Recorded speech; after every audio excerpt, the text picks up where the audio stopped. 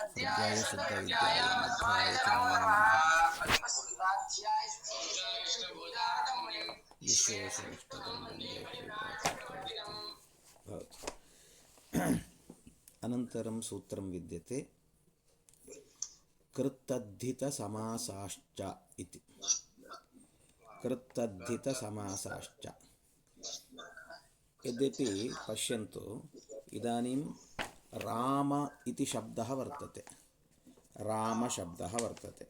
राम इति शब्दस्य अर्थवदधातुरप्रत्ययप्रातिपदिकम् इति सूत्रेण प्रातिपदिकसंज्ञा भवति उत न भवति वा? भवति, परन्तु न भवति इत्यपि वक्तुं शक्यते। कुतः इत्युक्ते राम इति शब्दः कथं निष्पन्नः?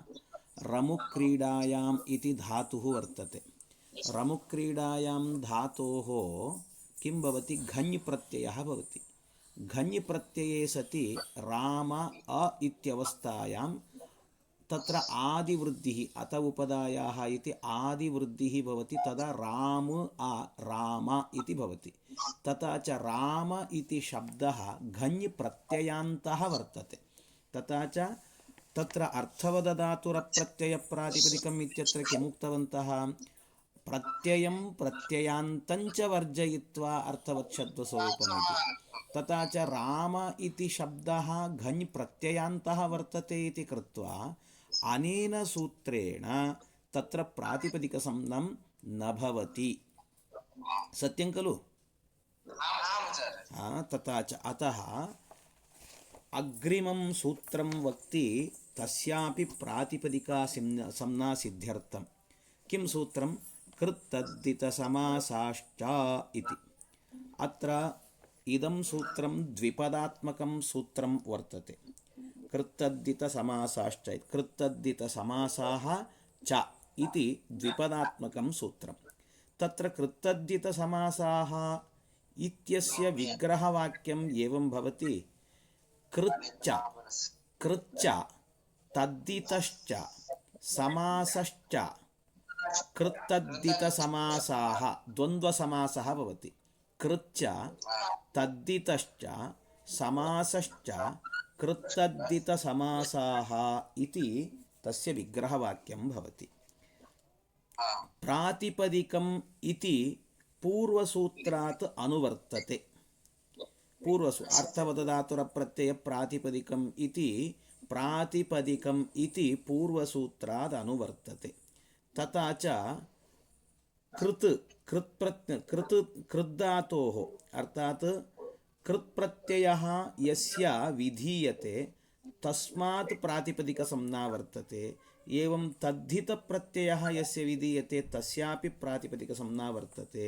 एवं समासस्यापि प्रातिपदिकसंज्ञा वर्तते इति अभिप्रायः। तथा च सूत्रार्थः एवं भवति। इदानीं कृतु इति प्रत्ययः कृत्प्रत्ययः वर्तते। एवं तद्धितः अपि प्रत्ययः भवति। प्रत्ययग्रहणे तदन्तग्रहणम् इति नियमः वर्तते इति कृत्वा कृत्तद्धितान्तौ समासाश्च तथा स्युः। तथा स्युः नाम प्रातिपदिकसंज्ञाः स्युः इति अभिप्रायः।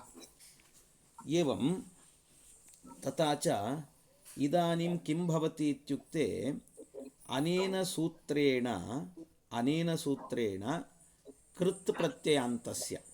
कृत्प्रत्ययान्तस्य इत्युक्ते कृत्प्रत्ययान्तः कः भवति?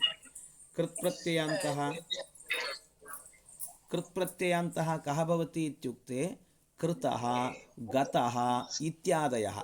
गमुधातोः तत्र किं भवति? तप्रत्ययः भवति। तप्रत्यये सति तस्यापि प्रत्ययान्तत्वात् पूर्वसूत्रेण प्रातिपदिकसंज्ञं न भवति।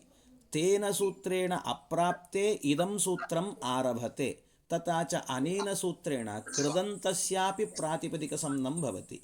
एवं तद्धितान्तः शब्दः नाम जन्मवान् इति। एवम् अवगन्तव्यं कृत्प्रत्ययः नाम धातोः उपरि यः प्रत्ययः भवति सः कृत्प्रत्ययः इति कथ्यते। धातोः उपरि भवति चेत् इदानीं धातोः उपरि भवति नाम शत्रुप्रत्ययः भवति, एवं तप्रत्ययः भवति, तवतु प्रत्ययः भवति। एते सर्वे प्रत्ययाः अपि किं भवन्ति, कृत्प्रत्ययाः इति कथयन्ति। एवं तद्धितप्रत्ययः नाम शब्दादुपरि, शब्दस्य उपरि यः प्रत्ययः भवति सः प्रत्ययः किमिति कथ्यते, तद्धितप्रत्ययः इति। तस्य उदाहरणं जन्मवान् इत्यादयः, जन्मवान् इति वा अथवा मतिमान् इति वा इत्यादि। अर्थात् मान् इति तत्र मतु प्रत्ययः भवति। एवं पापी इति कथ्यते, पापी इत्युक्ते पापम् अस्यास्ति इति पापशब्दात् उपरि कश्चन प्रत्ययः भवति। अतः सः प्रत्ययः तद्धितप्रत्ययः इति कथ्यते। तथा च तादृशप्रत्ययान्तस्यापि प्रातिपदिकसंज्ञा वर्तते इत्यभिप्रायः।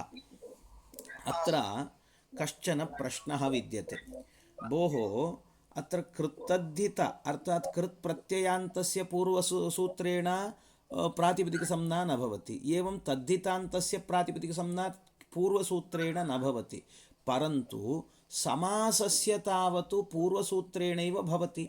उदाहरणार्थं राजपुरुष इत्यस्ति, राज्ञः पुरुषः राजपुरुषः इति। राजपुरुष इति समस्तं पदं वर्तते, तस्य तादृश राजपुरुष इत्यस्य पूर्वसूत्रेण सः राजपुरुष इति किं धातुः वा न धातुः, एवं प्रत्ययः अपि न, प्रत्ययान्तः अपि न, तथा च धातुं प्रत्ययं प्रत्ययान्तं च वर्जयित्वा अर्थवत् शब्दस्वरूपं नाम राजपुरुष इति अर्थवत् शब्दस्वरूपं वर्तते। तथा च पूर्वसूत्रेणैव समासस्य प्रातिपदिकसंज्ञं भवत्येव। अतः पुनः अत्र समासाश्च इति ग्रहणं किमर्थं कृतवन्तः? कृत्तद्धित इत्येव अलम्, कृत्तद्धित इति, परन्तु कृत्तद्धितौ इति सूत्रं क्रियताम्, परन्तु कृत्तद्धितसमासाश्च इति समासस्य ग्रहणं किमर्थं?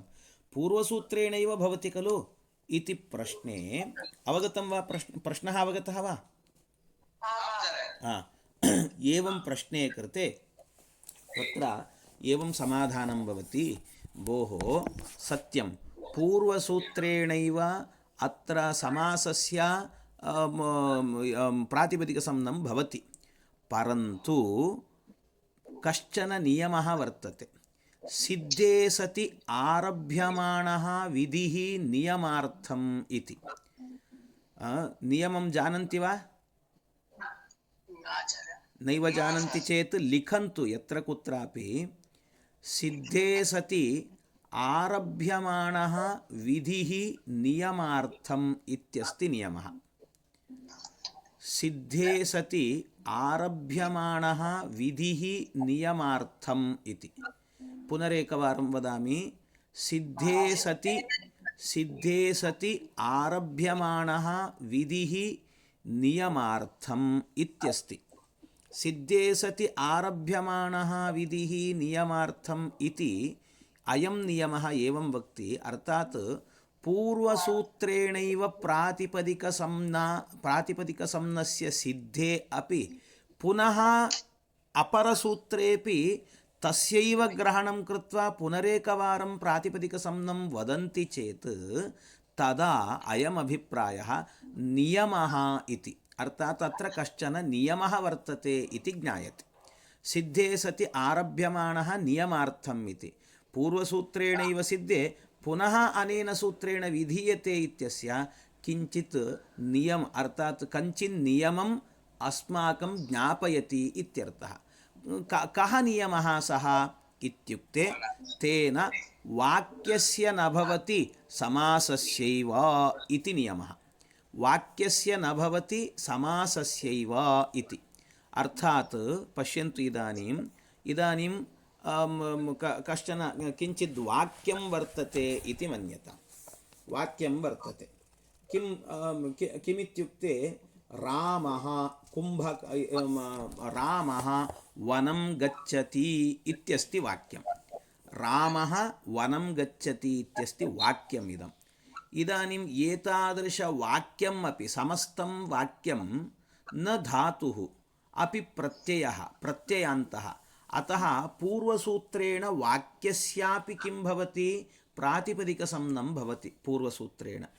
तथा च प्रातिपदिकसंज्ञं यदि वाक्यस्य भवति तस्मात् उपरि अपि स्वादिप्रत्ययाः स्युः, स्वादिप्रत्ययाः भवन्ति।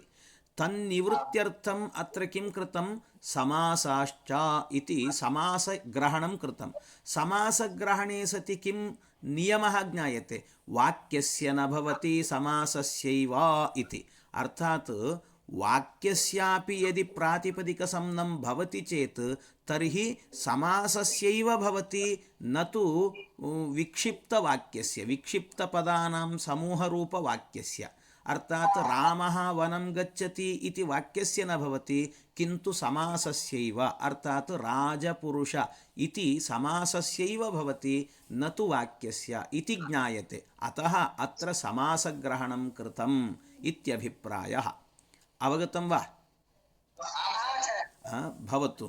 इदानीम् अलम् एतावत् समयः सञ्जातः, अतः सप्तवादने शार्प् सप्तवादने आगन्तव्यं प्रतिदिनं। भवतु भवतु।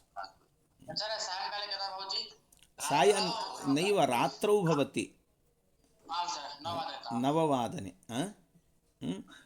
रात्रौ चिन्तनं वदन्तु। सूत्रद्वयस्यापि चिन्तनं वक्तव्यम्। अहं यद्यपि तत्र यूट्यूब् मध्ये स्थापितवान् अहं, यदि सन्देहः भवति चेत् पुनरेकवारं तत्र शृण्वन्तु, श्रुत्वा सम्यक् चिन्तनं कृत्वा वदन्तु। भवतु अलम्।